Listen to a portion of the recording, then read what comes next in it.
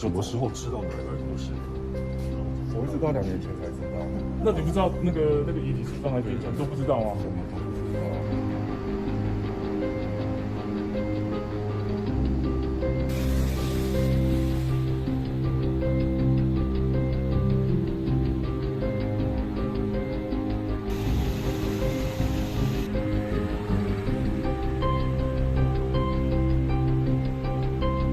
因为我爸爸跟我妈妈其实很早就离婚了。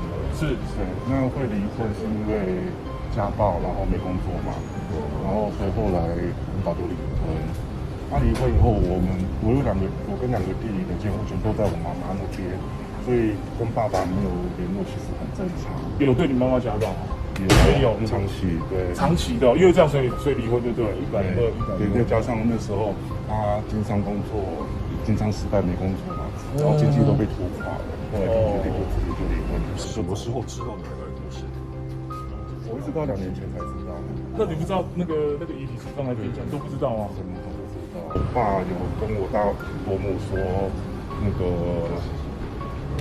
已经过世了，然后还在，然后我们只知道到这样子。